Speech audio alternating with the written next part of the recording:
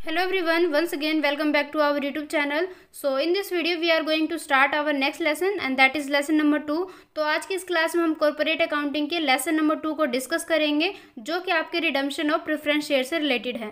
इसके साथ ही redemption of preference share से रिलेटेड जो दूसरे कॉन्सेप्ट है आज की इस क्लास में उन सभी को हम डिस्कस करने वाले हैं। तो क्लासेस आपके लिए काफ़ी ज़्यादा हेल्पफुल होने वाला है, तो इस क्लासेस के एंड तक जरूर बने रहना। साथ ही अगर आप चैनल पर फर्स्ट टाइम विजिट करें तो चैनल को सब्सक्राइब भी जरूर कर लेना। और आज की इस क्लास में हम लेसन नंबर 2 को डिस्कस करेंगे। इससे पहले जो लेसन नंबर 1 है उसको हमने कंप्लीट कर लिया, तो अगर आपने नहीं देखा है तो आप प्लेलिस्ट में जाके लेसन नंबर 1 को जरूर देख लेना, क्योंकि वो बिल्कुल बेसिक कॉन्सेप्ट है, तो वो भी आपके लिए काफ़ी ज़्यादा इंपॉर्टेंट है। तो स्टार्ट करते हैं आज की अपनी क्लास, जिसमें हम करने वाले हैं रिडम्पशन ऑफ प्रेफरेंस शेयर्स के बारे में। तो ये आपके सिलेबस के अकॉर्डिंग है, आपको कुछ चैप्टर आउटलाइन दिखाई दे रहा है जिसमें हम पढ़ने वाले हैं कि आज किस क्लास में कौन कौन से ऐसे टॉपिक है जिसको हम डिस्कस करेंगे वन बाय वन। तो जो कि आपको स्क्रीन पे दिखाई दे रहा है, सबसे पहले हम पढ़ेंगे मीनिंग ऑफ रिडम्पशन, उसके बाद पढ़ेंगे लीगल प्रोविजन कि किस तरीके से जो प्रेफरेंस शेयर्स के बेस पे जो रिडम्पशन किया जाता है उसमें प्रोविजन किस तरीके से रहता है। उसके बाद ही इसके जो जनरल एंट्रीज है, मतलब इसको किस तरीके से रिकॉर्ड किया जाता है, अकाउंटिंग ट्रीटमेंट किस तरीके से किया जाता है, उन सारे प्रोसेस को डिस्कस करेंगे। देन उसके बाद में हम पढ़ेंगे कि किस तरीके से जो प्रेफरेंस शेयर है उनका कन्वर्जन किया जाता है रिडम्पशन शेयर को। उसके बाद में हम पढ़ेंगे नेक्स्ट जो हमारा अलगेब्रिक इक्वेशन आएगा, इसको भी हम आज की इस क्लास में डिस्कस करेंगे। मतलब कि जो भी आपको यहाँ पे दिखाई दे रहा है इन सभी को वन बाय वन हम डिस्कस करने वाले हैं। तो सबसे पहले हम डिस्कस करेंगे मीनिंग ऑफ रिडम्पशन के बारे में। मीनिंग ऑफ रिडम्पशन का मतलब है कि सबसे पहले आपको पता होना चाहिए कि रिडम्पशन होता क्या है एक्चुअल में, क्योंकि जब आपको पता रहेगा कि रिडम्पशन होता क्या है तभी आप समझ पाओगे कि प्रेफरेंस शेयर का रिडम्पशन किस तरीके से किया जाता है। तो रिडम्पशन का मतलब होता है सबसे पहले तो रीपे। रीपे का मतलब क्या है कि किसी को हम दोबारा से पे कर रहे, रीपे। तो किसी पर्सन को अगर आप दोबारा से पे कर रहे हो तो वो आ जाता है, उसका मतलब होता है रिडीम। तो इसी प्रकार से रिडम्पशन को अगर हम बोले कि रिडम्पशन ऑफ प्रेफरेंस शेयर क्या है, तो इसका मतलब ये है कि रीपेमेंट और return of preference share capital to the preference share holders. जो भी हमारे प्रेफरेंस शेयर होल्डर्स रहेंगे हमारी कंपनी में, उन सभी को उनका जो कैपिटल है वो उनको रीपेमेंट कर देना या रिटर्न कर देना उनके कैपिटल को, that is called redemption of preference shares. तो सेक्शन 55 जो है कंपनी एक्ट 2013 के अकॉर्डिंग ये इस चीज़ को परमिट करता है कि आप रिडम्पशन ऑफ प्रेफरेंस शेयर कर सकते हो, साथ ही साथ provided the certain condition at satisfied, कि कुछ कंडीशन सेटिस्फाई होने चाहिए। मतलब कि उन कंडीशन को अगर आप फॉलो करते हो मतलब अपनी कंपनी के अंदर, देन आप क्या कर सकते हो, रिडम्पशन ऑफ प्रेफरेंस शेयर्स को कर सकते हो। तो सबसे पहले कुछ कंडीशन है जिसके तौर पर ही, मतलब कि वो कंडीशन अगर पूरे फुलफिल किए जाते हैं देन उसके बाद ही रिडम्पशन ऑफ प्रेफरेंस शेयर किया जा सकता है, अदरवाइज नहीं किया जा सकता। तो कुछ इसके कंडीशन है, सबसे पहले इसको डिस्कस कर लेते हैं। तो इसका जो फर्स्ट पॉइंट है जिसके बेस पर रिडम्पशन ऑफ प्रेफरेंस शेयर किया जाएगा, that is redemption off fully paid shares only. ये काफ़ी इंपॉर्टेंट लाइन है कि रिडम्पशन तभी किया जा सकता है जबकि आपका preference share fully paid up होना चाहिए। जैसे कि हमने फर्स्ट क्लास में देखा था कि प्रेफरेंस शेयर्स काफ़ी सारे टाइप्स के रहते हैं, लाइक फुल्ली पेड अप हो गया, पार्शली पेड अप हो गया, देन उसके बाद में काफ़ी सारे लगते हैं जिसमें हम पार्टिसिपेशन करते हैं, नॉन पार्टिसिपेशन करते हैं, और काफ़ी सारे अलग अलग टाइप्स के थे जिसको हमने डिस्कस किया था। तो सेम उसी तरीके से जो प्रेफरेंस शेयर्स का एक टाइप होता है फुल्ली पेड अप और पार्शली पेड अप, तो जहाँ पर भी आपका preference share fully paid up रहेगा वहीं पे जाके जो शेयर्स है उनका रिडम्पशन किया जा सकता है। मतलब कि जैसे कि अगर मान लो आपने किसी कंपनी के प्रेफरेंस शेयर्स को खरीदा है और प्रेफरेंस शेयर आपका फुल्ली पेड अप है। फुल्ली पेड अप का मतलब यही है कि आप शेयर को जब खरीदते हो तो उसी टाइम पे आपको शेयर्स के पूरे अमाउंट को, पूरे रुपीज़ को उसी एट ए टाइम पे आपको पे करना पड़ेगा। इसके विपरीत अगर हम पार्शली पेड अप की बात करें तो वहाँ पर क्या होता है, जो शेयर्स रहते हैं, शेयर्स के जो अमाउंट है, मतलब कि जितने रुपए में हमने शेयर्स को खरीदे हैं उन रुपीज़ को, उन टोटल अमाउंट को हम किस्तों में पे करेंगे। मतलब कि हम उनको थोड़े थोड़े करके कंपनी के पास पे करेंगे। लाइक मान लो आपने क्या किया कि किसी कंपनी के 10,000 के शेयर्स को खरीदा है प्रेफरेंस शेयर, तो अगर आप फुल्ली पेड अप वाले शेयर्स होल्डर हो तो आपको क्या करना पड़ेगा, 10,000 को उसी टाइम पे करना पड़ेगा। बट अगर आप partially paid up share holder हो तो आपके पास में ये फैसिलिटी रहेगा, आपको ये सुविधा दिया जाएगा कि आप क्या कर सकते हो, 10,000 को किस्तों में कुछ कुछ करके आप पे कर सकते हो। जैसे कि मान लो आप 5-5 हज़ार करके 2 बार पे कर देते हो, या 2-2 हज़ार करके आप 5 बार पे करते हो। तो इस तरीके से आपके पास ये फैसिलिटी है कि आप 10,000 1000 के अमाउंट को बार बार मतलब कुछ कुछ करके आप उसको पे कर सकते हो, यही कहलाता है हमारा पार्शली। जबकि जो फुल्ली पेड अप है, जहां पर आपको उसी टाइम पे सारा पेड अप एक साथ करना है। तो इसका मतलब यही है पूरे का ऑल ओवर अगर मतलब बताओ तो फुल्ली पेड अप शेयर जो होते हैं उन्हीं का रिडम्पशन किया जा सकता है, जो पार्शली पेड अप है उनका नहीं किया जा सकता। तो यहाँ से आपको फर्स्ट लाइन क्लियर हो गया होगा कि रिडम्पशन ऑफ प्रेफरेंस शेयर तभी किया जा सकता है जबकि आपका जो प्रेफरेंस शेयर है वो फुल्ली पेड अप होना चाहिए, अदरवाइज वो नहीं होगा। देन उसके बाद में हमारा जो नेक्स्ट पॉइंट है, redemption only out of divisible profit और out of proceed of a fresh issue of share capital, कि रिडम्पशन तभी किया जा सकता है जबकि आपके डिविजिबल प्रॉफिट में से होना चाहिए, या जो आपका फ्रेश इशू शेयर के लिए जो अमाउंट रखा गया था, कैपिटल रखा गया था, उसी में से किया जाएगा रिडम्पशन। देन उसके बाद में ये बताया गया, इसके साथ में एक एग्जांपल बताया गया कि डिविजिबल प्रॉफिट किसे कहते हैं। जैसे कि अभी भी मैंने आपको बताया कि रिडम्पशन तभी किया जा सकता है जबकि वो डिविजिबल प्रॉफिट में से हो, वो अमाउंट निकाला गया हो, या वो जब फ्रेश इशू शेयर्स करेगा, मतलब कि शेयर को बिल्कुल फ्रेशली इशू करेंगे, तो उस टाइम पे जो उनका कैपिटल रहेगा या तो उन्हीं में से रिडम्पशन किया जा सकता है। तो अब हम ये देख लेते हैं कि डिविजिबल प्रॉफिट का जैसे हमने नाम लिया तो इसके अंदर कौन कौन से ऐसे जो पॉइंट है वो आते हैं। तो डिविजिबल प्रॉफिट का मतलब होता है या तो पॉजिटिव बैलेंस होना चाहिए आपके सरप्लस अकाउंट में, या तो आपका जनरल रिजर्व होना चाहिए, या तो आपका डिविडेंड इक्विलाइजेशन रिजर्व होना चाहिए, रिजर्व फंड होना चाहिए, इंश्योरेंस फंड होना चाहिए, वर्कमैन कंपनसेशन फंड होना चाहिए, वर्कमैन एक्सीडेंट फंड होना चाहिए।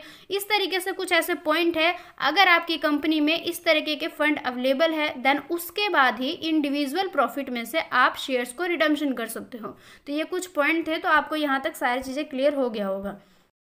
देन उसके बाद जो नेक्स्ट पॉइंट है कि रिडम्पशन अगर फ्रेश इशू शेयर में से किया जाएगा, मान लो कि अगर इक्विटी शेयर के लिए और प्रेफरेंस शेयर के लिए फ्रेश इशू शेयर को रखा गया है, तो उसको जब रिडीम किया जाएगा तो इसीलिए किया जाएगा कि उसका जो मेन पर्पस रहेगा वो यही रहेगा रिडम्पशन का। उसके साथ में कुछ कंपनियां ऐसी रहती है जो कि अपने प्रेफरेंस शेयर के लिए जो एक रिडीम किया जाता है, अगर उन्होंने ऐसा मान रखा है कि हम बाद में रिडम्पशन करेंगे प्रेफरेंस शेयर का, तो वो क्या कर सकते हैं, जो भी उनका फ्रेश इशू शेयर रहेगा, उनका कैपिटल रहेगा, उसमें से वो क्या कर सकते हैं, रिडीम कर सकते हैं, और जो बैलेंस बच सकता है उसको वो डिविजिबल प्रॉफिट में से भी कर सकते हैं। कहने का मतलब ये है कि अगर कंपनी चाहे तो जो फ्रेश इशू शेयर के लिए जो अमाउंट जो कैपिटल रखी गई है उसमें से रिडम्पशन किया जा सकता है, और अगर बाय चांस मनी कम पड़ रहा है तो उस कंडीशन में वो डिविजिबल प्रॉफिट का भी यूज़ कर सकते हैं। उसके बाद है transfer to capital redemption reserve account. इसका मतलब ये है कि जब रिडम्पशन किया जाएगा, मान लो कि जब प्रेफरेंस शेयर को रिडीम किया जाता है प्रॉफिट में से, तो वहाँ पर वो जो अमाउंट है जिसको प्रॉफिट में से रिडीम किया गया है उसको ट्रांसफ़र किया जाएगा कैपिटल रिडम्पशन रिजर्व अकाउंट में। देन उसके बाद जो हमारा नेक्स्ट पॉइंट है utilisation of capital redemption reserve account. इसका मतलब ये है कि जो भी आपका कैपिटल रिडम्पशन रिजर्व अकाउंट है इसको यूज किया जाएगा सिर्फ और सिर्फ इस पर्पस के लिए, for issue fully paid bonus share, कि जो फुल्ली पेड बोनस शेयर होते हैं उनके जो यूज़ किया जाएगा वो इन्हीं के लिए किया जाएगा। इनका जो मेन पर्पस यही रहेगा कि किस तरीके से जो फुल्ली पेड बोनस शेयर को इशू किया जाएगा। उसके बाद है प्रीमियम ऑन रिडम्पशन, कि कुछ कंडीशन ऐसा होता है जहाँ पर जो रिडम्पशन किया जाता है वो प्रीमियम पे किया जाता है। यहाँ पर प्रीमियम को पे किया जाता है रिडम्पशन पे, अगर मान लो कोई भी प्रेफरेंस शेयर या कोई भी जो एक प्रोवाइड किया जाता है, चाहे वो प्रॉफिट में से किया गया हो, चाहे वो सिक्योरिटी प्रीमियम में से किया गया हो।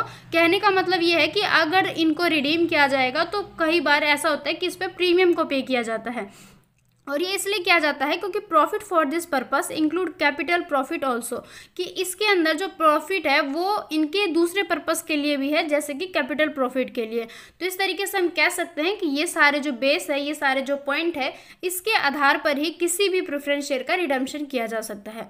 उसके बाद में एक लाइन यहाँ पे गिवन किया गया है, काफ़ी इंपॉर्टेंट लाइन है, कि अंडर द कंपनी एक्ट 2013, कि 2013 कंपनी एक्ट के अकॉर्डिंग अगर हम बात करें तो कुछ क्लासेस के कंपनी ऐसे रहते हैं जो कि मतलब कि ऐसा हो सकता है कि उन्होंने प्री सब्सक्राइब कर रखा है कुछ फाइनेंशियल स्टेटमेंट को जो कि कंप्लाई करते हैं उनके अकाउंटिंग स्टैंडर्ड के साथ में, और कुछ ऐसी क्लासेस की कंपनी है जो कि can not utilise security premium account for providing premium payable on redemption of preference share of और डिवेंचर, कि कुछ ऐसी कंपनियां हैं जो कि अपने सिक्योरिटी प्रीमियम को यूटिलाइज करते हैं किसके लिए, प्रोवाइड करने के लिए प्रीमियम को, जैसे कि चाहे वो हमारे रिडम्पशन ऑफ प्रेफरेंस शेयर हो, चाहे वो डिबेंचर हो, इनके लिए इनका यूज़ किया जाता है। तो ये सारे पॉइंट यहाँ पर कंप्लीट होते हैं। आई थिंक आपको समझ में आ गया होगा। कहीं पे भी कोई भी डाउट हुआ हो तो आप मुझे कमेंट के थ्रू पूछ सकते हो, अदरवाइज वैसे यहाँ पे कोई कंफ्यूजन नहीं होगा। सिंपल से एक कॉन्सेप्ट था जिसको हमने क्लियर कर लिया। देन उसके बाद हमारा जो नेक्स्ट कॉन्सेप्ट है legal provision for redemption of preference share, कि अब तक हमने ये देखा है कि रिडम्पशन ऑफ प्रेफरेंस शेयर किस तरीके से किया जाता है, किस बेस पे किया जाता है, कौन कौन से ऐसे बीच में कंडीशन आते हैं जिसके आधार पर प्रेफरेंस शेयर का रिडम्पशन किया जाता है। अब हम देखने वाले हैं कुछ लीगल प्रोविजन को, कि जब रिडम्पशन ही किया जाता है प्रेफरेंस शेयर का तो उसके बीच में जो एक लीगल प्रोविजन आता है वो किस तरीके से होता है।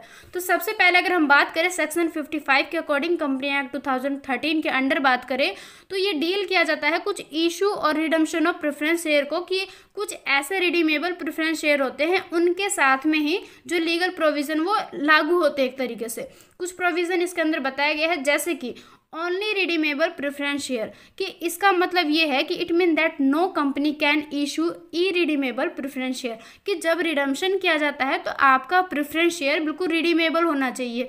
अगर मान लो कंपनी ने अपने प्रेफरेंस शेयर को इसमें लागू किया था जहां पर वो प्रेफरेंस शेयर ई रिडीमेबल था, तो उस कंडीशन में वहां पर रिडम्पशन नहीं किया जाएगा। तो लीगल प्रोविजन ये बताते हैं कि आपका प्रेफरेंस शेयर रिडीमेबल होना चाहिए सिर्फ और सिर्फ।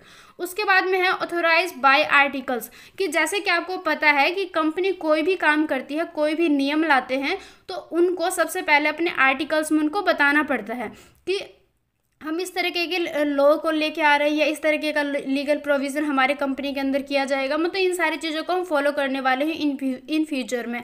तो वहाँ पर ये जो रिडम्पशन ऑफ प्रेफरेंस शेयर है इसका भी एक लीगल प्रोविज़न ये कहता है कि आपको सबसे पहले आपके आर्टिकल्स में इस चीज़ को बताना पड़ेगा, साथ ही साथ वो ऑथोराइज होना चाहिए। ऐसा नहीं होना चाहिए कि ये इलीगल हो जाए। तो आपको सबसे पहले क्या करना है, जो भी आपका रिडीमेबल प्रेफरेंस शेयर है उसको ऑथोराइज करवाना है अपने आर्टिकल ऑफ एसोसिएशन के अंडर। उसके बाद पीरियड ऑफ रिडम्पशन, इसका मतलब ये है कि कोई भी जो कंपनी है अपने प्रेफरेंस शेयर को रिडीम कर सकती है after the expiry of 20 years.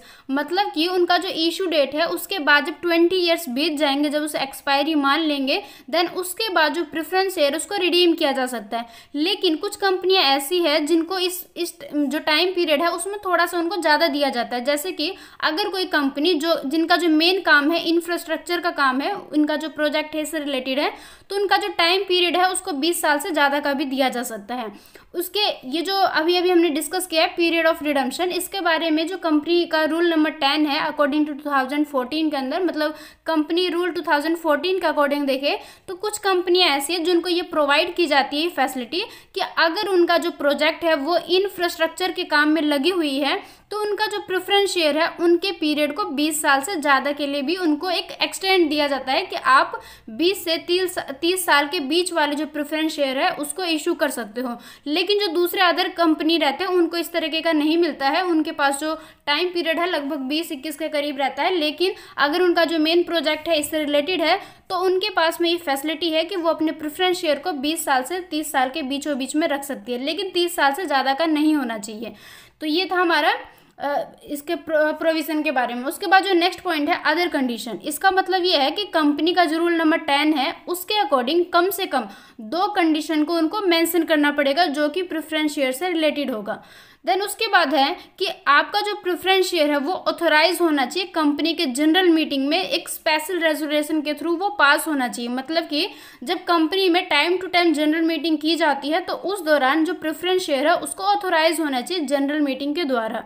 उसके बाद में जैसे कुछ सोर्स ऑफ रिडम्पशन होते हैं, जैसे कि अगर मान लो नॉमिनल और फेस वैल्यू पर वैल्यू ऑफ रिडम्पशन है प्रेफरेंस शेयर तो कैन बी रिडीम आइदर, मतलब कि ये जो प्रेफरेंस शेयर है उनको इस वैल्यू पर इनको रिडीम किया जा सकता है। देन उसके बाद में यहाँ पर एक पॉइंट रह गया था कि जो प्रेफरेंस शेयर है जिस टाइम पे उनको इशू किया जाएगा तो वहाँ पर कोई भी डिफॉल्ट नहीं होना चाहिए उनके रिडम्पशन ऑफ प्रेफरेंस शेयर के बारे में। जैसे कि अगर मान लो उनका हम पेमेंट करते हैं उनके डिविडेंड पे, मतलब प्रेफरेंस शेयर का जो डिविडेंड पे पेमेंट किया जाता है या उससे पहले जो उनका इशू का टाइम है तो उसके बीच में कोई भी डिफॉल्ट, कोई भी गड़बड़ या कोई भी जो एक गलती है वो नहीं होना चाहिए। आउट ऑफ डिस्ट्रीब्यूशन और डिविजिबल और फ्री प्रॉफिट की जैसा कि प्रेफरेंस शेयर का जब रिडीम किया जाता है तो वो या तो आपके जो डिविजिबल प्रॉफिट रहता है उसमें से किया जाएगा, या उसके लिए फ्रेश इश्यू शेयर को इशू किया जाएगा। उसके बाद में जो नेक्स्ट पॉइंट है, out of the proceed of a fresh issue of share, जैसे कि या तो इक्विटी शेयर हो सकता है या तो प्रेफरेंस शेयर हो सकता है या दोनों ही हो सकते हैं, बोथ हो सकते हैं, जिनका जो मेन पर्पस है वो रिडम्पशन के लिए ही रखा जाता है। मतलब कि ये जो शेयर्स है उनको इसीलिए रखा जाता है ताकि इन फ्यूचर जब शेयर्स को रिडम्पशन किया जाएगा तो ये वाले जो शेयर है, जैसे फ्रेश शेयर हो गए, या कुछ टाइम में ऐसा होता है कि प्रॉफिट को भी रिटेन कर लिया जाता है, तो इन सभी का जो मेन पर्पस है वो रिडम्पशन के लिए ही होता है। उसके बाद में कि अगर हम दोनों का कॉम्बिनेशन यूज़ करते हैं, मान लो हम फ्रेश इशू शेयर का भी आधा पार्ट को यूज़ करते हैं और आधा पार्ट हम यूज़ करते हैं अपने प्रॉफिट के लिए। ऐसा हो सकता है कि कंपनी इन फ्यूचर रिडम्पशन के लिए क्या करती है, पहले से ही सोच कर रख लेते कि जब रिडम्पशन किया जाएगा तो उसका आधा जो पार्ट है वो हम फ्रेश इशू शेयर में से लेंगे, और जो उसका आधा वाला पार्ट है, रिमेनिंग जो पार्ट है, उसको हम डिविजिबल या डिस्ट्रीब्यूटेबल फ्री प्रॉफिट के में से उसको देंगे। तो इस तरीके की कंपनी है जो पहले से ही इस तरीके के फैसिलिटीज़ को या इस तरह के काम को पहले से ही कर लेते हैं अपने प्लानिंग के अकॉर्डिंग। उसके बाद है प्रीमियम ऑन रिडम्पशन। इसका मतलब ये है कि जब कंपनी रिडीम करती है अपने प्रेफरेंस शेयर को तो वो एट पार पे कर सकती है, एट प्रीमियम पे कर सकती है। एट पार का मतलब ये है कि जितने का शेयर है उतने पे ही रिडीम किया जाएगा, और एट प्रीमियम का मतलब है कि जितने का शेयर है उससे ज़्यादा अमाउंट को लेकर तब उसको रिडीम किया जाएगा, मतलब शेयर के वैल्यू को बढ़ा दिया जाएगा। कैपिटल रिडम्पशन रिजर्व का मतलब है कि जब जो प्रेफरेंस शेयर है उसको रिडीमेबल किया जाएगा, मतलब कि जब वो ओनली नॉमिनल वैल्यू पे रिडीम किए जाएंगे, देन उसके बाद में अगर उसको हम डिविजिबल प्रॉफिट में से लेके रिडीम करते हैं उनके नॉमिनल वैल्यू पे, तो आपको क्या करना पड़ेगा, एक अमाउंट जो कि उनके नॉमिनल वैल्यू के बराबर होंगे उसको ट्रांसफ़र करना पड़ेगा डिविजिबल प्रॉफिट से लेके कैपिटल रिडम्पशन रिजर्व अकाउंट में। कहने का मतलब ये है, अगर मैं आपको शॉर्ट में बताऊं तो आपको क्या करना पड़ेगा, नॉमिनल वैल्यू के इक्वल अमाउंट को डिविजिबल प्रॉफिट वाले पोर्शन में से आपको ट्रांसफ़र करना पड़ेगा कैपिटल रिडम्पशन रिजर्व अकाउंट में। उसके बाद है use of capital redemption reserve. इसका मतलब ये है कि आपका जो कैपिटल है, मतलब आपकी जो पूंजी है व्यवसाय के अंदर, उसका यूज़ किया जा सकता है आपके रिडम्पशन रिजर्व को मेंटेन करने के लिए। शेयर होल्डर को जो इस तरीके से बोनस प्रोवाइड किए जाएंगे या रिडम्पशन किया जाएगा तो वहाँ पर इनका यूज़ किया जा सकता है। इसका मतलब ये है that it can not be use for making, मतलब कि ऐसा नहीं है कि किसी शेयर को हम आधा पे कर रहे हैं, मतलब फुल्ली पेड होना चाहिए। नो रिडम्पशन इन कैपिटल, इसका मतलब ये है कि जैसे कि एक लीगल प्रोविजन के थ्रू ये माना जाता है कि जब रिडम्पशन किया जाता है प्रेफरेंस शेयर का तो उससे आपके कैपिटल में कोई भी रिडक्शन नहीं होता है। रिडक्शन का मतलब है कमी हो जाना। तो अगर प्रेफरेंस शेयर को रिडीम किया जाता है तो उससे कैपिटल पे फर्क नहीं आता है। क्यों नहीं आता है? क्योंकि जो रिडम्पशन किया जाता है उसका जो एक्चुअल अमाउंट है वो पहले से ही जो कंपनी है उसके लिए किसी न किसी नए शेयर को इशू करके रखती है। मतलब कि कंपनी पहले से ऐसा प्लानिंग करके रख लेती कि अगर बाय चांस इन फ्यूचर वो रिडम्पशन करेंगे शेयर का तो उसके लिए पहले से ही प्रोविज़न कर लेते हैं। इस वजह से अगर रिडीम किया जाता है प्रेफरेंस शेयर को तो उससे आपके कैपिटल में कोई भी कमी नहीं आते हैं। देन उसके बाद there is no increase in authorise capital. साथ ही साथ ये भी बताया गया कि अगर कैपिटल में कमी नहीं होती है तो साथ ही साथ कैपिटल में आपका इंक्रीजमेंट भी नहीं होगा। मतलब कि जो इंक्रीज का मतलब होता है बढ़ना, तो इसके अकॉर्डिंग आपका कैपिटल भी नहीं बढ़ेगा if new preference share are issued by the capital company in, मतलब कि जब प्रेफरेंस शेयर का रिडम्पशन किया जाएगा तो उससे आपके जो ऑथराइज कैपिटल रहेगा उसमें ना तो इंक्रीजमेंट होगा ना उसमें डिक्रीजमेंट होगा। तो क्योंकि जो रिडम्पशन ऑफ प्रेफरेंस शेयर है वो कैपिटल से अलग चीज़ है। मतलब कि क्योंकि बार बार हम इस चीज़ को रिपीट करें कि रिडम्पशन किया जाता है तो वहाँ पर या तो प्रॉफिट का पार्ट यूज़ किया जाता है या तो वहाँ पर पहले से इसके लिए कैपिटल रहता है, तो इसके लिए अलग से एक प्रोविज़न कर लिया जाता है। तो यहाँ पर कैपिटल के ऊपर कोई भी इफेक्ट नहीं आता है। देन इसके बाद हमने ये सारे थ्योरेटिकल रूप से समझ लिया। अब हम देखेंगे कि इनके अकाउंटिंग ट्रीटमेंट किस तरीके से किया जाता है, बुक में इसको किस तरीके से रिकॉर्ड मेंटेन किया जाता है। तो सबसे पहला जो पॉइंट है जिसके बेस पर हम इस चीज़ को पढ़ेंगे, फॉर मेकिंग, मतलब कि अगर हम पार्टली पेड करते हैं रिडीमेबल प्रेफरेंस शेयर को एज फुल्ली पेड, मतलब कि आपका जो प्रेफरेंस शेयर है वो आधा था, मतलब उसका आधा अमाउंट पेड अप था उसको हम एज अ फुल्ली पेड करेंगे तो हम किस तरीके से करेंगे। तो सबसे फर्स्ट एंट्री होगी share final call account debit to redeemable preference share capital account, और with the call money due, जितने मनी पे कॉल किया गया था वो अमाउंट यहाँ पर लिखा जाएगा। उसके बाद में bank account to share final call account, अब इसको बैंक में ट्रांसफर कर देंगे on receipt of final call money. Then उसके बाद होगा money received in call in arrear account debit to bank account with the amount of receive, जितना हमें रिसीव हो जाएगा वो, और to call in arrear account हो जाएगा। यहाँ पर जो भी जो कॉल के द्वारा जो अमाउंट नहीं आया, जिसमें एरर आ चुका है, वो अमाउंट यहाँ पे आ जाएगा। उसके बाद में सेकंड होगा फॉरफीचर ऑफ शेयर, कि अगर शेयर का फॉरफीचर किया जाता है, उसको जब्त कर लिया जाता है, देन उसके बाद रिकॉर्ड किस तरीके से किया जाएगा। तो इसका हो जाएगा redeemable preference share capital account debit to share forfeited account to call in arrear account. उसके बाद थर्ड जो पॉइंट है री इशू ऑफ फॉरफिटेड शेयर, कि मान लो शेयर को किसी वजह से फॉरफिटेड कर लिया जाता है, उसको जब्त कर लिया जाता है, देन उन्हीं शेयर को जब बाद में दोबारा से इशू किया जाता है, नए पब्लिक के बीच में नए शेयर होल्डर को ढूंढा जाता है, तो वहाँ पर जो शेयर है उनको री इशू किया जाता है। तो इसकी जो एंट्री की जाएगी bank account debit share forfeited account debit, अगर इफ एनी का मतलब है कि अगर कोई शेयर फॉरफिटेड किया गया है तो यहाँ पर आ जाएगा, then to share capital account credit. उसके बाद में हो जाएगा प्रॉफिट और गेन ऑन फॉरफीचर, इसका मतलब ये है कि जैसे कि शेयर को फॉरफिटेड किया जाता है, उसको जब्त किया जाता है, तो कंपनी को दो तरीके से प्रॉफिट, मतलब कि या तो उनको प्रॉफिट हो सकता है या तो उनको लॉस हो सकता है। कि इन केस कई बार ऐसा हो जाता है कि फॉरफिटेड से प्रॉफिट भी हो जाता है, कई बार लॉस भी हो जाता है, लेकिन यहाँ पर फॉरफिटेड और गेन लिखा गया है, बट इसका मतलब ये है कि यहाँ पर लॉस भी हो सकता है। गेन का मतलब भी प्रॉफिट ही होता है, प्रॉफिट का मतलब भी लाभ ही है, मतलब दोनों का मतलब एक ही है। बट कई बार ऐसा होता है कि फॉरफिटर पे मतलब फॉरफिट किया जाता है शेयर को, तो वहां पर लॉस भी हो जाता है, तो उसको ट्रांसफर किया जाता है। मान लो फॉरफीचर के दौरान चाहे कंपनी को लॉस हो चाहे उसको प्रॉफिट हो, वो जो अमाउंट है उनको ट्रांसफर करना होता है कहाँ पर, कैपिटल रिजर्व अकाउंट में। तो इसका जो एंट्री की जाएगी share forfeited account debit to share capital reserve account. उसके बाद में जो नेक्स्ट पॉइंट है sale of fix assets investment etcetera to provide cash for payment, कि जैसे कि कैश में पेमेंट करने के लिए अगर हम अपने फिक्स एसेट्स को बेच देते हैं या अपने इन्वेस्टमेंट को हम एक तरीके से सेल कर देते हैं या उससे हम मनी को ले लेते हैं, तो किस तरीके से इसकी एंट्री की जाएगी कैश में पेमेंट करने के लिए। तो bank account debit to respective assets account credit. तो ये सारे पॉइंट यहाँ पे क्लियर हो गया होगा। उसके बाद जो फिफ्थ पॉइंट है इशू ऑफ न्यू शेयर, अगर मान लो कंपनी नए शेयर को इशू करती है, किसके लिए करती है, for the redemption out of proceed of the fresh issue made for the purpose of redemption, कि अगर कंपनी चाहे, अब अगर सोचती है कि हम अपने शेयर का रिडम्पशन करेंगे, तो उस कंडीशन में या तो वो क्या करेंगे, फ्रेश इशू को इशू करेंगे, उससे उनके पास मनी आएगा, देन उसके बाद वो रिडम्पशन कर सकते हैं। तो issue and redemption of preference share का जो एंट्री किया जाएगा किसके बेस पे, when new share are issued at par।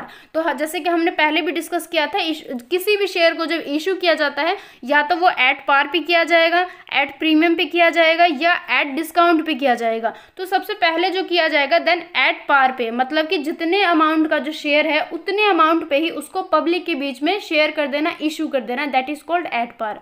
तो सबसे पहले इसकी जो एंट्री की जाएगी bank account debit to share application and allotment account. उसके बाद में इसको ट्रांसफर किया जाएगा share application and allotment account debit to share capital account, मतलब कि यहाँ पर जो अमाउंट लिखा जाएगा उसको हम ट्रांसफर कर देंगे शेयर कैपिटल अकाउंट में। देन उसके बाद में जो हमारा नेक्स्ट पॉइंट है कि अगर उसको हम डिस्काउंट पे इशू करते हैं तो ये वाली जो कंडीशन है वो कंपनी के द्वारा रोकी गई है। मतलब कि अगर हम रिडम्पशन करना चाहते हैं और हम चाहते हैं कि उसके लिए फ्रेश इशू को हम दोबारा से इशू करें शेयर को, तो उस कंडीशन में आप एट डिस्काउंट पे नए शेयर को इशू नहीं कर सकते, क्योंकि सेक्शन 53 जो कंपनी एक्ट है वो इस चीज़ पे रोक लगाते हैं कि आप डिस्काउंट पे नहीं कर सकते हो। देन उसके बाद जो हमारा थर्ड है when new share are issued at premium, तो इसकी जो एंट्री की जाएगी bank account debit to share application and allotment account, और उसके बाद में इसको ट्रांसफर किया जाएगा फिर से share application and allotment account debit to share capital account to security premium account. उसके बाद जो हमारा सेवंथ पॉइंट है ट्रांसफरिंग द क्लेम और the amount payable on redemption. इसका मतलब ये है कि जैसे कि हम चाह रहे हैं कि अब हम रिडम्पशन कर दें, हमारे पास अब एक जो अमाउंट आना था वो आ चुका है, अब हम रिडम्पशन के लिए तैयार है, तो वहाँ पर जो अमाउंट को ट्रांसफ़र किया जाएगा क्लेम के लिए या अमाउंट को पेबल किया जाएगा, तो वहाँ पर रिडम्पशन को किस तरीके से किया जाएगा। तो सबसे पहले जो फर्स्ट कंडीशन है when redemption is at par, कि जब रिडम्पशन को एट पार पे किया जाएगा उसके बिल्कुल उसी अमाउंट पर, इसका मतलब ये है कि redeemable preference share account debit to preference share holder account, कि यहाँ पर क्या किया जाएगा, जो शेयर कैपिटल अमाउंट है, मतलब प्रेफरेंस शेयर का जो अमाउंट है रिडीमेबल के लिए, उस जो अमाउंट को हम क्या करेंगे, प्रेफरेंस शेयर होल्डर के अकाउंट में ट्रांसफर कर देंगे। तो इसकी एंट्री ये की जाएगी, redeemable preference share account debit to preference share holder account.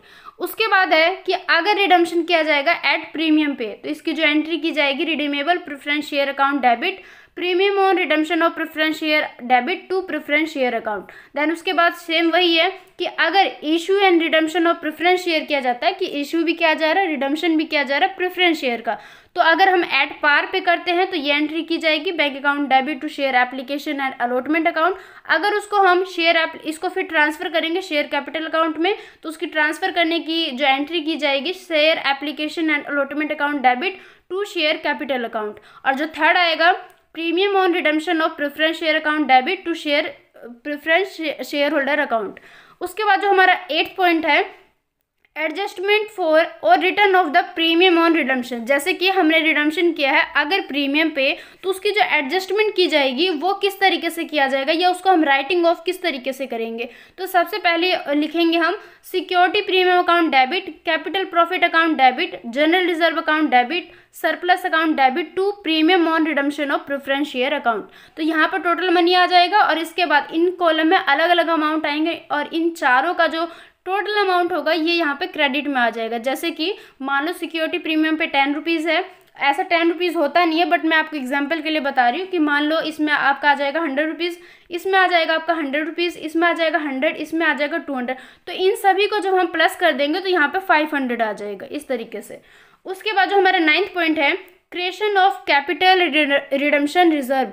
इसके बाद है कि हम किस तरीके से उसको क्रिएट करते हैं। When the company redeem preference share, कि कोई भी कंपनी अगर प्रेफरेंस शेयर को रिडीम करते हैं, चाहे वो पूरा कर दे चाहे उसको आधा कर दे डिविजिबल प्रॉफिट में से, मतलब कि कंपनी के पास में जो भी डिविजिबल प्रॉफिट है उसमें से अगर पूरे ही अमाउंट को रिडीम कर दिया जाए या उसके आधे अमाउंट को लेके, मतलब डिविजिबल प्रॉफिट में से आधे अमाउंट को लेके देन उसको रिडीम कर दिया जाए, तो इससे क्या होगा, ये जो ट्रांसफर किया जाएगा नॉमिनल वैल्यू को, मतलब nominal value of share redeem किया जाएगा उनके साथ प्रॉफिट के पोर्शन में से। तो यहाँ पर क्या होगा, न्यू रिजर्व अकाउंट को खोला जाएगा जिसको हम कह सकते हैं कैपिटल रिडम्पशन रिजर्व अकाउंट।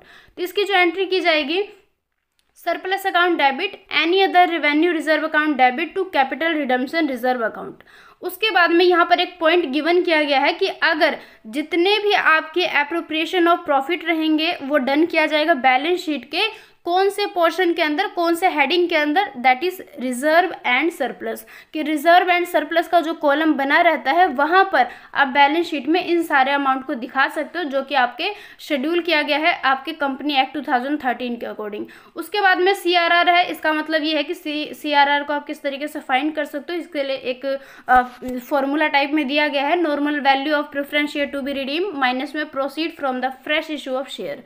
उसके बाद में हमारा जो नेक्स्ट है कि सेटलमेंट किस तरीके से किया जाएगा जो भी आपने पेमेंट किया है रिडम्पशन पे। तो इसकी जो एंट्री की जाएगी, जैसे लास्ट में हम अपने अकाउंट को जब क्लोज करने लग जाते हैं तो उसको हम एक तरीके से सेटलमेंट किस तरीके से कर सकते हैं। तो सबसे पहले है preference share holder account debit to bank account debit, और जब पेमेंट किया जाएगा ऑफ एक्सपेंसेस में से, मतलब कि जब आपने जो डिबेंचर है या जो शेयर है जो कि आपके फ्रेश इशू के लिए थे उस पर जो पेमेंट किया है हमने एक्सपेंसेस का, उसको हम किस तरीके से दिखाएंगे, expenses on fresh issue of share debenture account debit to bank account. मतलब कि आपने क्या किया, शेयर पे या डिबेंचर पे जो भी खर्चा किया है आपने फ्रेश इशू के लिए, तो उसका जो पेमेंट किया जाएगा वो इस तरीके से किया जाएगा। तो आई थिंक आपको यहाँ तक सारे पॉइंट सही तरीके से क्लियर हो गया होगा। यहाँ पर जो एंट्रीज है ये बिल्कुल सेम इसी तरीके से किया जाता है, इसलिए यहाँ पे कोई भी चेंजेस मैंने नहीं किया, सेम आपको उसी तरीके से बताया क्योंकि इनमें कोई भी चेंजेस नहीं होता है, एंट्री हमेशा फिक्स होती है, यहाँ पर आप कोई भी चेंजमेंट को नहीं कर सकते हो, इसलिए यहाँ पर ये सारे पॉइंट बिल्कुल सेम एज इट इज ही आएंगे। उसके बाद जो हमारा नेक्स्ट कॉन्सेप्ट है redemption of preference share by conversion, कि अब हम क्या करेंगे जब रिडम्पशन करते हैं प्रेफरेंस शेयर को, साथ ही साथ उसको हम कन्वर्ट करते हैं किसी और शेयर में, तो उसको किस तरीके से हम देखेंगे या किस तरीके से इस कॉन्सेप्ट को क्लियर करते हैं। इस कॉन्सेप्ट का मतलब ये है कि जैसे कि कोई भी जो प्रेफरेंस शेयर है उनका रिडम्पशन अगर कन्वर्जन के द्वारा होता है तो वो इफेक्टेड हो सकते हैं। कैसे हो सकते हैं? पेमेंट इन कैश में, कि अगर आपने पेमेंट को कैश में किया तो उससे आपका जो प्रेफरेंस शेयर है जिसको कन्वर्जन के तौर पर किया गया वो अफेक्टेड हो सकते हैं। अगर जो term of issue of share के अगर ये देखा जाए तो ये प्रोवाइड करते हैं कि आप क्या कर सकते हो, आपके पास ये ऑप्शन है कि आप अपने प्रेफरेंस शेयर को जिसको आपने कन्वर्ट करवाया है वो आपके इक्विटी शेयर में कन्वर्ट हो सकते हैं। और कुछ प्रेफरेंस शेयर भी ऐसे होते हैं जिसको हम कन्वर्टेबल प्रेफरेंस शेयर भी कहते हैं, जिनका जो मेन पॉइंट है यही है कि आप उन शेयर को कभी ना कभी जब भी आपका मन करे आप उनको कन्वर्ट करवा सकते हो, चाहे इक्विटी में चेंज करवा लो या इक्विटी से प्रेफरेंस में आ जाओ। तो कुछ ऐसे प्रेफरेंस शेयर है जिसको हम चेंज करवा सकते हैं, उसी को हम बोलते हैं कन्वर्टेबल प्रेफरेंस शेयर।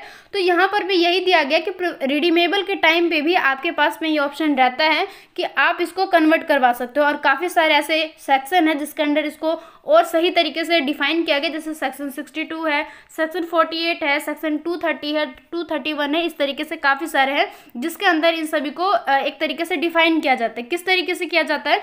जैसे कि सेक्शन 62 आपको बताएगा further issue of share capital के बारे में, और जो सेक्शन 48 है ये बताएगा variation of share holder rights के बारे में। सेक्शन 230 बताएगा power to compromise and make arrangement with creditors and members के बारे में। मतलब कि ये ऑल ओवर जो पूरा पॉइंट है ये कन्वर्जन से ही रिलेटेड है, लेकिन सभी सेक्शन के अंदर थोड़े अलग से पॉइंट आपको बताए जाएंगे, डिफाइन किए जाएंगे। उसके बाद जैसे कि हमने इस कॉन्सेप्ट को क्लियर किया है कि redemption of preference share by conversion को, तो इसको हम अब अकाउंटिंग ट्रीटमेंट के तौर पर किस तरीके से एंट्रीज को कंप्लीट करेंगे। तो सबसे पहले यही है कि इसको आप किसी भी तरीके से कर सकते हो, लाइक एट पार पे, एट प्रीमियम पे। तो सबसे पहले हम देखेंगे कि amount payable to preference share on redemption, कि सबसे पहले हम क्या करेंगे, प्रेफरेंस शेयर को पेबल करेंगे। कैसे करेंगे? रिडम्पशन के टाइम पे। तो सबसे पहले इसकी एंट्रीज जो की जाएगी, preference share capital account debit, premium on redemption if any account, मतलब कि अगर कोई है ऐसा अमाउंट, अगर मान लो हमने प्रीमियम पे ही उसको रिडम्पशन करवाया था तो वहाँ पर जो प्रीमियम का अमाउंट है वो यहाँ पर आ जाएगा to preference share holder account. उसके बाद में यहाँ पर आपने जो प्रेफरेंस शेयर होल्डर अकाउंट को क्रेडिट किया है, अब हम क्या करेंगे, इसके अमाउंट को जो इक्विटी शेयर कैपिटल अकाउंट उसमें ट्रांसफ़र करेंगे। तो ये उस टाइम पे होगा जब आपका इक्विटी शेयर एट पार पे रहेगा, मतलब कि बिल्कुल शेयर के जो एक्चुअल मनी रहता है, एक्चुअल अमाउंट रहता है, उसी पे जब करते हैं। तो इसकी एंट्री जो की जाएगी, preference share holder account debit to equity share capital account. Then उसके बाद में थर्ड है issue of equity share at premium, कि अब आप क्या करोगे, इक्विटी शेयर को प्रीमियम पे इशू करोगे। तो प्रीमियम पे करेंगे तो किस तरीके से करेंगे, preference share holder account debit to equity share capital account to security premium account.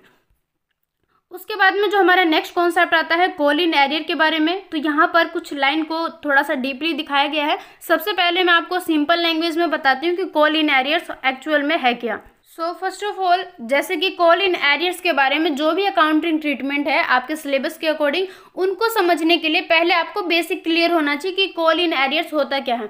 अगर आपको पहले से इसके बारे में है तो काफ़ी अच्छी बात है, आपको इसके बारे में थोड़ा सा रिवीजन हो जाएगा। और अगर आपको नहीं पता तो आपके लिए काफ़ी इंपॉर्टेंट पॉइंट है, तो ध्यान से सुनना। कॉल इन एरियर्स और कॉल इन एडवांस क्या होता है। आपके सिलेबस में कॉल इन एडवांस नहीं दिया गया, लेकिन हम उसको भी डिफाइन कर लेंगे, क्योंकि ऐसा हो जाता है कि थोड़ा सा एक्स्ट्रा नॉलेज लेने से कुछ बिगड़ नहीं जाता, मतलब आपके लिए अच्छा ही रहेगा। तो कॉल इन एरियर्स और कॉल इन एडवांस दोनों को ही हम डिस्कस कर लेंगे। तो सबसे पहले हम बात करते हैं कॉल इन एरियर्स के बारे में। इसका मतलब ये होता है, जैसे कि फर्स्ट क्लास में मैंने आपको बताया था कि जब कंपनी किसी भी शेयर को इशू करते हैं तो वहाँ पर कैसे कौन सा टाइम आता है, मतलब कि कंपनी किस तरीके से अमाउंट को एक शेयर होल्डर से कैसे अपने पास तक लेके आती है। तो वहाँ पर कंपनी क्या करती है, सबसे पहले अलॉटमेंट करते हैं, वहाँ पर कुछ अमाउंट को लेते हैं शेयर होल्डर से। देन उसके बाद में फर्स्ट कॉल करते हैं, सेकंड कॉल करते हैं। इस तरीके से सारे कॉल्स को कंप्लीट करके शेयर होल्डर से पूरे शेयर के अमाउंट को अपने पास में लेकर आते हैं। इस बीच में एक प्रॉब्लम आ जाती है कई बार, जिसको हम बोलते हैं कॉल इन एरियर्स। इसका मतलब ये है कि मान लो किसी भी कंपनी ने एक नोटिस दिया शेयर होल्डर को कि आप क्या करो, अलॉटमेंट को पे कर दो। अब मान लो शेयर होल्डर ने उसको इग्नोर कर दिया, उसके बाद में कंपनी फिर से उनको एक नोटिस भेज रही है कि अब आप कॉल मनी को हमारे पास में भेज दो। ये भी उन्होंने कंप्लीट कर दिया। देन उसके बाद भी अगर कंपनी ने बार बार शेयर होल्डर को नोटिस भेजा कि आप अमाउंट को पे कर दो, बट जो शेयर होल्डर है वो उसको पेमेंट नहीं करते हैं, और एक जो टाइम है, एक जो स्पेसिफाइड जो टाइम है जो कि दिया जाता है शेयर होल्डर्स को, अगर उस टाइम के बीतने के बाद भी अगर शेयर होल्डर अपने अमाउंट को पे नहीं करते हैं तो उन्हीं को बोलते हैं हम कॉल इन एरियर्स। तो आपको समझ आ गया होगा कि कॉल इन एरियर्स है क्या। एक्चुअल में अगर मैं आपको सिंपल एक लाइन में डिफाइन करूँ तो इसका मतलब ये है कि अगर कंपनी ने नोटिस भेजा है कि आप इस अमाउंट को पे कर दो और शेयर होल्डर ने उस अमाउंट को, उस रुपए को पे नहीं किया, तो वही जो रुपए है वो कहलाता है कॉल इन एरियर्स। मान लो आपके फ्रेंड ने आपका कोई भी रुपए ले रखा है, मान लो 1000 रुपये ले रखा है, आपने उसको कॉल किया कि अब मुझे खुद को ज़रूरत है, आप मेरे रुपए को रिटर्न कर दो, लेकिन आपके फ्रेंड ने सुनने के बाद भी नहीं किया, मतलब आपने उसको कई बार बता दिया कि आप मेरे पैसे को रिटर्न कर दो, लेकिन उसके बाद भी उन्होंने आपके पैसे को रिटर्न नहीं किया, तो यही कहलाता है कॉल इन एरियर्स, जिसको हम कंपनी के अंडर देखते हैं कि किस तरीके से कॉल इन एरियर को डिफाइन किया जाता है। तो इस एग्जाम्पल के थ्रू आप समझ सकते हो, जिस तरीके से आपके फ्रेंड ने उस रुपये को रिटर्न नहीं किया, सेम उसी तरीके से अगर किसी कंपनी में शेयर होल्डर्स अगर अमाउंट को पे नहीं करते हैं एक टाइम पूरा बीतने के बाद भी, तो उसी को बोलते हैं हम कॉल इन एरियर्स। उसके बाद जो कंपनी इस तरीके से जो अलग दूसरे काम करती है, तो जैसे कि मान लो एक स्पेसिफिक एक जो टाइम दिया जाता है कि इस टाइम पीरियड में आपको पेमेंट करना है, अगर वो टाइम पीरियड भी पूरा कंप्लीट हो जाता है और जो अमाउंट नहीं मिलता है शेयर होल्डर के द्वारा, तो वहाँ पर ये जो अनपेड अमाउंट है ये हमारा कॉल इन एरियर बन जाता है। उसके बाद में ये जो अमाउंट है इसको ट्रांसफ़र कर दिया जाता है कॉल इन एरियर अकाउंट में। तो यही पूरा कॉन्सेप्ट जो है आपका कॉल इन एरियर है। उसके बाद में कंपनी के पास में ये ऑथोराइज है, उनके पास ये अधिकार है, राइट्स है कि वो क्या कर सकते हैं, एक इंटरेस्ट को उस पर चार्ज कर सकते हैं। जैसे कि अगर मान लो किसी को आपने रुपए दिया है, आपने नहीं, चलो मान लो किसी और नहीं दिया है, अगर वो कहता है कि अगर इतने टाइम में आपने मेरे पैसे को रिटर्न नहीं किया देन उसके बाद मैं आपसे ब्याज लूँगा, तो उसके बाद में ये जो पॉइंट है इसको कंपनी भी लागू करती है कि अगर आपने इतने टाइम में हमारे पूरे रुपए को आपने पे नहीं किया तो अब हम क्या करेंगे, आपके जो शेयर का जो अमाउंट है उस पे हम इंटरेस्ट को चार्ज करेंगे। तो यहाँ पर कंपनी के पास इस तरीके के राइट्स रहते हैं इंटरेस्ट को चार्ज करने का कॉल इन एरियर के ऊपर फॉर द इंटरवीनिंग पीरियड, कि अगर आपका एक टाइम पीरियड बीत जाता है देन उसके बाद भी अगर शेयर होल्डर उसको पेमेंट नहीं करते हैं, तो मान लो आपकी कंपनी है, तो वो क्या कर सकते हैं, अपने उनके पास ये राइट है कि अब वो उनको शेयर पे ब्याज ले सकते हैं। एक पूरा टाइम बीतने के बाद ही ऐसा किया जाता है। तो आई थिंक आपको समझ में आ गया होगा। अब हम समझते हैं कि आपके सिलेबस के अकॉर्डिंग कॉल इन एरियर्स को किस तरीके से डिफाइन किया गया है। देन इसके बाद अगर हम इसको और डीपली समझें तो यहाँ पर जो अकॉर्डिंग है सेक्शन 55 के कंपनी एक्ट के अकॉर्डिंग, तो ये इस तरीके से बताते हैं कि जो प्रेफरेंस शेयर है वो तभी रिडीम किए जा सकते हैं जब वो फुल्ली पेड अप हो। ये तो होता ही एक्चुअल में, यहाँ पर ये नहीं कि ऐसा दिया गया, ये एक्चुअल में होता भी है कि आपका जो प्रेफरेंस शेयर है उसको तभी रिडीम किया जा सकता है जब वो फुल्ली पेड अप है। लेकिन कई बार ऐसा हो जाता है कि कॉल इन एरियर्स हो जाता है, जैसे कि मैंने आपको इसीलिए पहले कॉल इन एरियर का मीनिंग बता दी, क्योंकि यहाँ पर आपके कॉन्सेप्ट में दिया नहीं गया है, इसलिए मैंने उसको ऐड ऑन कर दिया। उसको नोट्स के तौर पर मैं आपको प्रोवाइड भी कर दूंगी, आप टेलीग्राम चैनल पे जाकर उसको डाउनलोड कर सकते हो। तो उसके बाद में बताया कि जो कॉल इन एरियर्स है वहाँ पर एक पॉइंट ये भी है कि आप प्रेफरेंस शेयर को तभी रिडीम कर सकते हो अगर वो फुल्ली पेड है। लेकिन जब कॉल इन एरियर्स की बात आ जाए तो आप किस तरीके से किया जाएगा, क्योंकि कॉल इन एरियर्स तो तभी होता है ना जब शेयर के अमाउंट को पे नहीं किया गया है, मतलब कि कुछ ना कुछ अमाउंट ऐसा है शेयर्स का जो कि शेयर होल्डर के द्वारा पेमेंट नहीं किया गया है। तो इस केस में क्या होता है, जो कॉल इन एरियर्स है वो प्रेफरेंस शेयर के केस में हो सकते, तो वहाँ पर जो शेयर है उनको रिडीम नहीं किया जा सकता जब तक कि शेयर होल्डर उसको पूरा पे नहीं कर देते हैं। तो यहाँ पर कंपनी को एक सफिशिएंट अमाउंट को बैलेंस करके रखना पड़ता है अपने इंडिविजुअल प्रॉफिट में से, ताकि इन फ्यूचर जब कॉल इन एरियर्स को पेड अप किया जाएगा तो उनके पास में ये अमाउंट रहेगा। मतलब कि ऐसा होता है कई बार कि कोई भी जो शेयर होल्डर है वो टाइम पे पेमेंट नहीं करते हैं, लेकिन पूरा टाइम बीतने के बाद भी थोड़ा सा प्रोसेस करके थोड़ा सा अपने काम में थोड़ा सा और ज़्यादा मतलब कि पूरा थोड़ा सा एक काम को थोड़ा सा और डीपली लेके, या इस तरीके से कह सकते हैं जो एक कानूनी कार्रवाई होता है इस तरीके का, उनको कंप्लीट करने के बाद भी ड्यू टाइम के बाद भी वो क्या करते हैं, शेयर के अमाउंट को पे कर देते हैं। तो वहाँ पर ऐसा हो सकता है कि इन फ्यूचर जाके कोई जो शेयर होल्डर इस तरह के काम को कर दे, इस वजह से कंपनी को एक सफिशिएंट बैलेंस को यहाँ पर मेंटेन करके रखना पड़ता है। तो इसकी जो एंट्री की जाएगी bank account debit to call in arrears account. तो आई थिंक आपको समझ में आ गया होगा कि कॉल इन एरियर्स है क्या। वैसे आपके सिलेबस में है नहीं, बट मैं आपको बता दूं कि कॉल इन एडवांस क्या होता है, इसके जस्ट अपोजिट होता है। जैसे कि अभी भी मैंने आपको बताया कि कॉल इन एरियर्स का मतलब यही है कि जो शेयर का जो अमाउंट है जो शेयर होल्डर ने टाइम के अंदर, अपने ड्यू टाइम के अंदर अंदर उसको पेमेंट नहीं किया, तो वो जो अमाउंट है शेयर का वो आ जाता है आपका कॉल इन एरियर्स के अंदर। लेकिन वही अमाउंट अगर शेयर होल्डर एडवांस में पे कर दे, मान लो अगर मैं आपको एग्जांपल के तौर पर बताती हूँ, आपको ज़्यादा क्लियर हो जाएगा। मान लो एक शेयर है, उसका जो पूरा जो अमाउंट बनता है वो 10,000 है, 10,000 रुपीज़ है। शेयर होल्डर को टाइम दिया गया कि आप 2 महीने के अंदर इसको पे कर सकते हो, जैसे भी चाहो, चाहे 2,000 करके, चाहे 5,000 करके। आपको क्या करना है, 2 महीने के अंदर 10,000 को पे करना है। अगर शेयर होल्डर उस 2 महीने के अंदर अंदर उस 10,000 को पे नहीं करते हैं तो वो जो 10,000 है वो चला जाता है आपके कॉल इन एरियर्स के अंदर।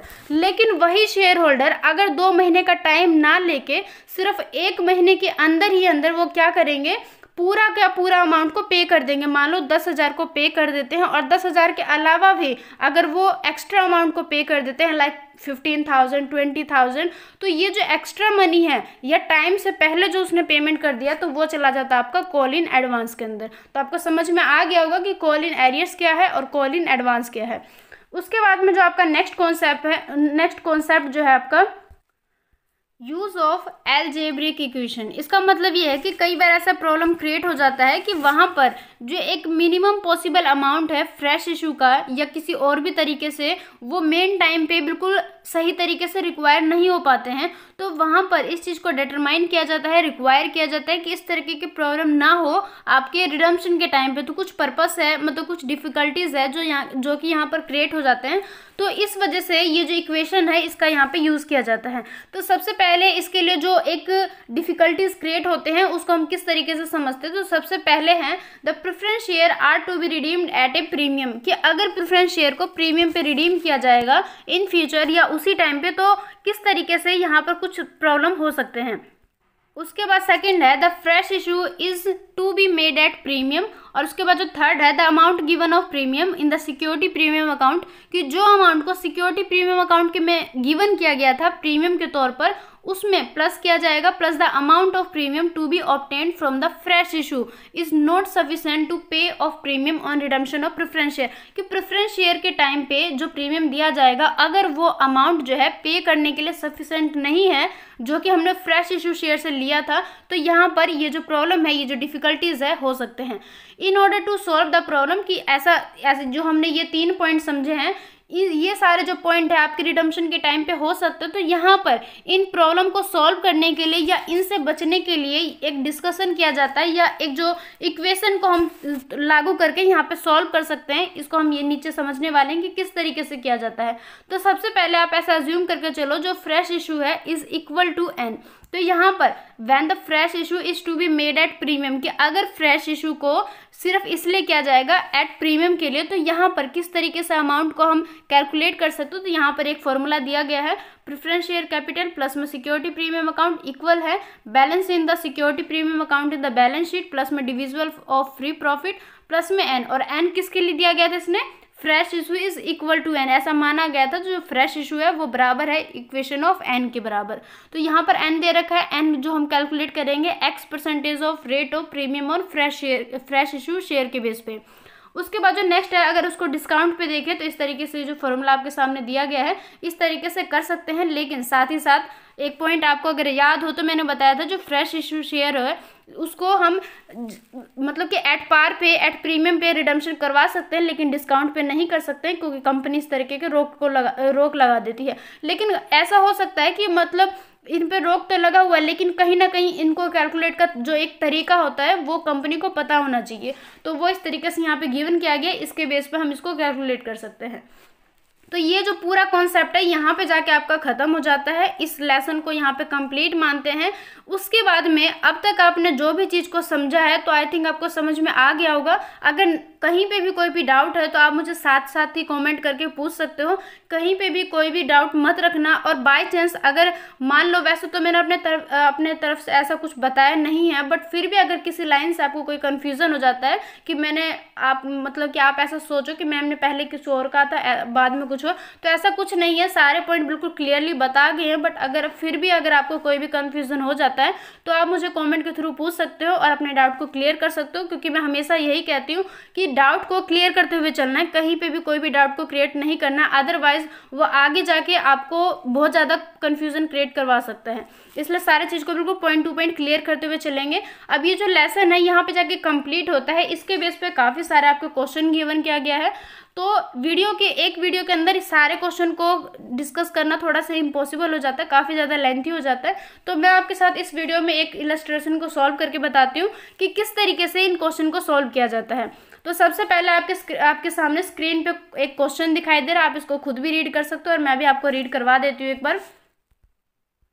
तो सबसे पहले है, तरुण लिमिटेड के पास में जो शेयर है उसमें प्रेफरेंस शेयर है उनके पास में 4000 का, और जो बिल्कुल पर शेयर है, मतलब कि एक शेयर का जो रुपीज़ है वो 10 रुपीज़ है, मतलब जितने भी शेयर है उनका 10 रुपये वैल्यू है हर शेयर का। तो इस तरीके से उनके पास में 4000 का शेयर है जो कि फुल्ली पेड अप है और ड्यू डेट पे उनका रिडम्पशन किया जाएगा। और जो प्रेफरेंस शेयर है was to be redeem out of a fresh issue of equity share ₹10 each at par. और उन्होंने ये पहले से ही एक पर्पस बना लिया कि किस तरीके से रिडीम किया जाएगा। तो उन्होंने एक प्लानिंग लेके चला है कि वो क्या करेंगे, इक्विटी शेयर को नया फ्रेश करेंगे, मतलब कि नया फ्रेश इशू के द्वारा इक्विटी शेयर के द्वारा वो क्या करेंगे, अपने प्रेफरेंस शेयर को रिडीम करेंगे। साथ ही साथ उन्होंने ये भी बताया कि उनके पास में जनरल रिजर्व है जो कि आप उनके 95,000 के हैं। तो ये जो इन्फॉर्मेशन गिवन किया गया है इसके बेस पे हमें क्या करना है, जनरल एंट्रीज को कंप्लीट करना है। तो वन बाय वन देखते हैं किस तरीके से किया जाएगा। तो सबसे पहले आपको ये तो बता दिया था मैंने कि जो प्रेफरेंस शेयर है ये 4000 के हैं और जो पर शेयर है वो 10 रुपीज़ के हैं। तो सबसे पहले क्या एंट्रीज करेंगे हम, जो उनका एंट्रीज किया जाएगा, मतलब कि जो रिडम्पशन किया जाएगा कहाँ से किया जाएगा, मतलब कि इक्विटी शेयर के द्वारा तो किया ही जाएगा, लेकिन सबसे पहले किया किनका जाएगा, प्रेफरेंस शेयर का, क्योंकि प्रेफरेंस शेयर अगर फुल्ली पेड अप है तो उनको हम रिडीम कर सकते हैं।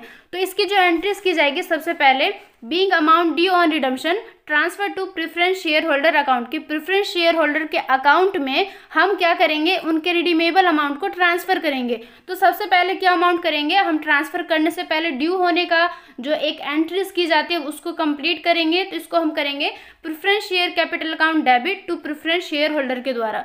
तो यहाँ पर आपका 40,000 आ जाएगा। अभी 40,000 कैसे आया, यहाँ पर देखो जो प्रेफरेंस शेयर है ये 4000 का है और जो शेयर का रुपये है, मतलब कि एक शेयर का रुपीज़ जो है वो 10 रुपीज़ है।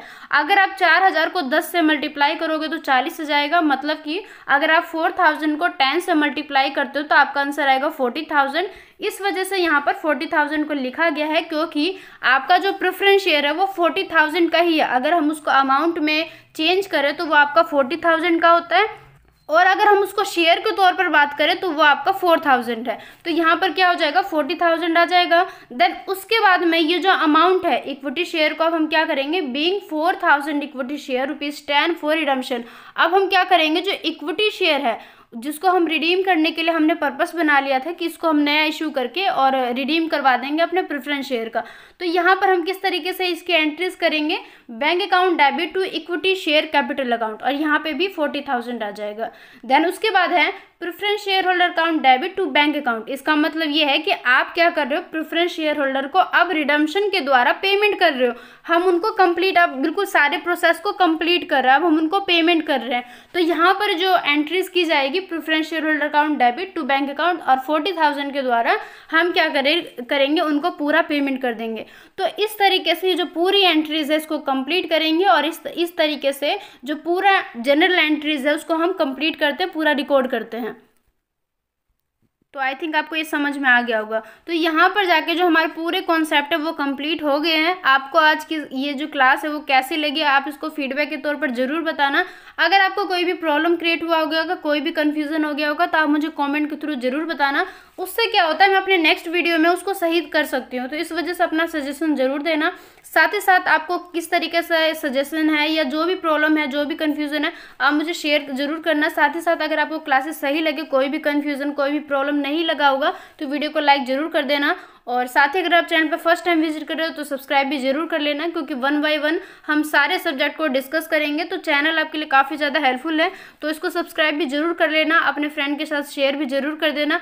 मिलते अपने नेक्स्ट वीडियो में, नेक्स्ट क्लास में, जिसमें हम स्टार्ट करेंगे नेक्स्ट लेसन को, मतलब कि लेसन नंबर 3 को डिस्कस करेंगे। तो आज की इस क्लास में हमने लेसन नंबर 2 को कंप्लीट कर लिया। क्लासेस कैसे लगे जरूर बताना, साथ ही लाइक कर देना, शेयर सब्सक्राइब सब कुछ कर देना। मिलते अपने नेक्स्ट वीडियो में, तब तक के लिए bye, take care and thank you so much.